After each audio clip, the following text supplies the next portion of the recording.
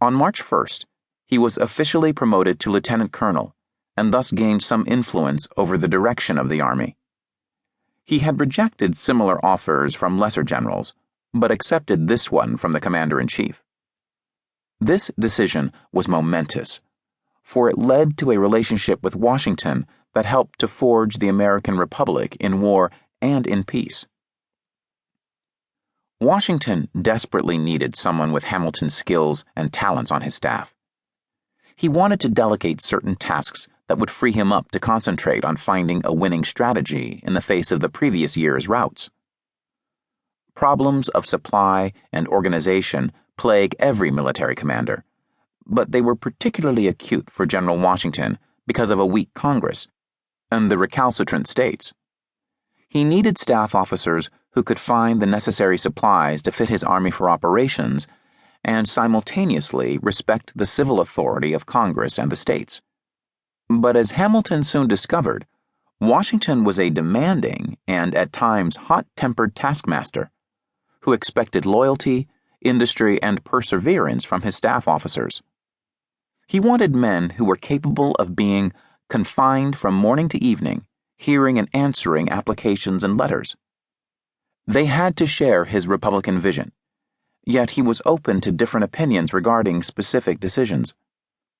He brooked differences, but not with those who harmed the war effort, which was now so closely tied to his personal honor. Thus, a diversity of views and talents coexisted within a unified command. Hamilton, for his part, fit Washington's needs perfectly. His administrative genius contributed to greater organization in the army, and his keen mind and uncanny ability to articulate ideas quickly and persuasively made him one of Washington's most trusted officers. When Washington received his nightly dispatches, he allegedly uttered the command, "Call Colonel Hamilton," to write the appropriate reply. Fellow aide Robert Troup noted, "The pen for our army was held by Hamilton, and for dignity of manner, pith of manner, and elegance of style, General Washington's letters are unrivaled in military annals." Hamilton was the author of many of Washington's letters. Their shared philosophy of the struggle for liberty allowed Hamilton to express Washington's thoughts perfectly, whether in orders to generals or letters to civilian authorities. Soon, Washington trusted Hamilton so much that he was allowed to pen letters and sign Washington's name to them. Hamilton also shared Washington's own capacity for hard work and personal sacrifice. They worked together for many hours daily in close quarters. Hamilton and the other advisors were expected to be available day and night, and though the demands were heavy, the two men developed an intimacy rather quickly. They ate their meals together and slept under the same roof, sharing fleeting moments of respite or joy.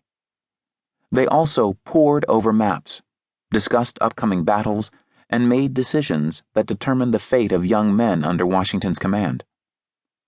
They personally led these men through the horrors of war, with Hamilton emerging as Washington's principal and most confidential aide. The two were so close that the general referred to Hamilton as "my boy." Despite their close relationship, there were some limits to its depth. Washington was an aloof commander who followed an ethic of leadership that disdained too much familiarity. He publicly spoke with his soldiers and officers and made magnanimous gestures to them, treating them as worthy patriots. But he was also formal and upright, believing this was the way to win their respect and preserve the dignity of his command. Complicating their relationship was the fact that Hamilton was ambitious for honor and disliked being subordinate to anyone. The Marquis de Lafayette later told Hamilton, "I know the general's friendship and gratitude for you, my dear Hamilton. Both are greater than you perhaps imagine." This must have deeply impressed Hamilton, for Lafayette had Washington's complete trust and confidence.